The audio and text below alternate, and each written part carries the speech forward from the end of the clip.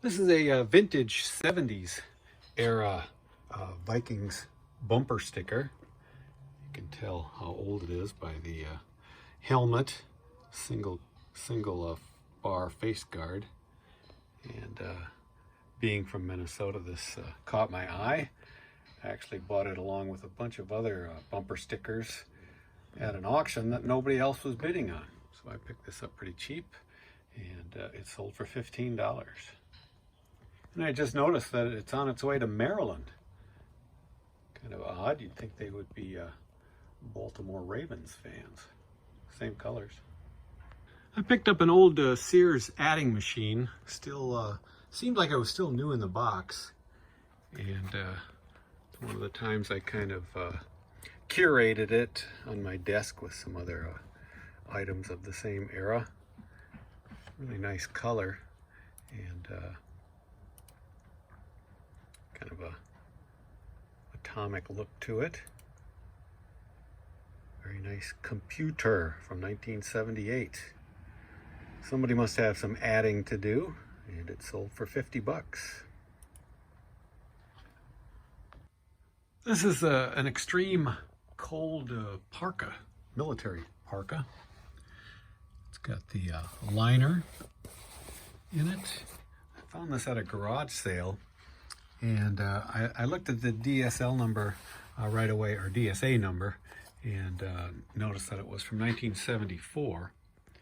And something I learned while researching this one a little bit is this is the fishtail model. It's got this split in the back, and I guess what the guys would do in the cold, wet weather is they would tie these together around their legs, and it would help keep moisture out and warmth in. And the fishtail model is very desirable. This one, very good shape, especially for being from 1974. There's no holes or stains anywhere on it. It does not have the hood with it.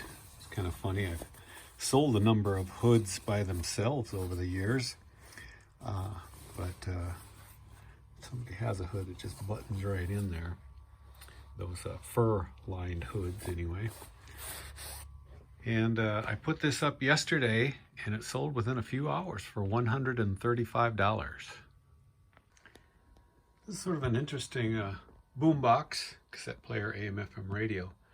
It's a Super Scope, which is the importer of Marantz, very high-end stereo brand. And I've had this for quite a while, and it's been sitting around because the cassette player doesn't work properly. And what I found over the years is cassette players are very difficult to, even just to replace a belt on it. There's quite a bit involved, so I just kind of stay away from them. The radio works fine. It's got a cool VU meter on it. And I put this up for $65 several months ago, and somebody made an offer last night of $50 for it, so I took that. This is the amplifier section out of a Hammond M3 organ. I acquired it a number of years ago, the whole organ, at a garage sale for $40, and the guy even put it on his pickup and took it to my house, where I proceeded to dismantle it and sell parts. Although I kind of shelved this for a while, quite a while actually, thinking maybe I might try and get it working, but it's missing a couple of tubes, and I'm selling it at untested, and I'm sure somebody's going to convert this into a guitar amplifier. And this sold for, let's see, $95. I can never resist a pair of Doc Martens. These aren't even made in England, but they were in such good shape, and they only wanted $1 for them at the garage sale. So picked them up. This was probably about 4 months ago, and they finally sold for 25 bucks. When it comes to these vintage rotary phones, or even push-button phones, color is key. This red one I found just a few weeks ago. It's in excellent condition. It's a Bell Systems made by Western Electric, and very classic. I sold a couple of wall phones in the past few weeks for just $35 each, and this red one, desk phone, sold for $100. This is an 8-track player recorder from 1970. It's made by Automatic Radio, and I got this with a bunch of other stereo equipment that I bought. Quite a few units I got for $200, and he kind of just threw this in at the end. He didn't know anything about it.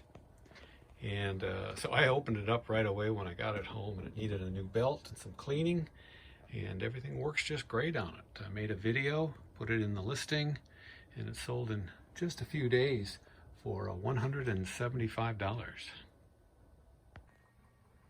This is a Sunmark branded clock radio. It's a battery operated AM radio.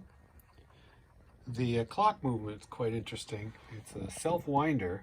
It's got a mainspring and a battery-powered motor that every few minutes, or periodically, probably about 8-10 minutes, it winds the mainspring. There's no batteries in it right now, and it's just winding down the last of the previous wind-up.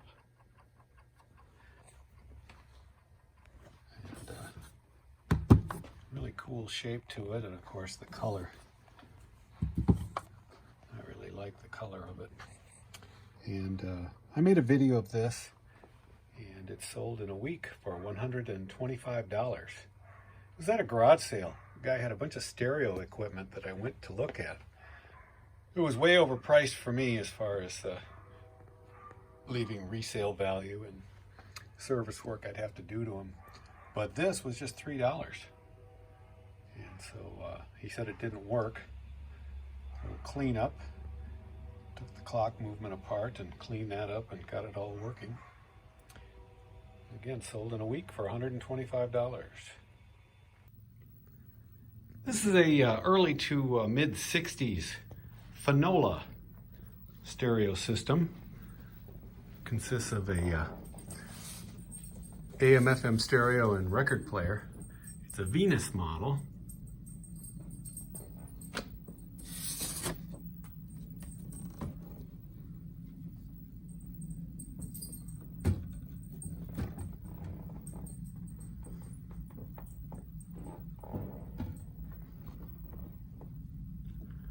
I've gone through and cleaned all the old grease out of the old Voice of Music record changer, re-lubed it, and it's got a new cartridge and stylus on it. Sounds real nice.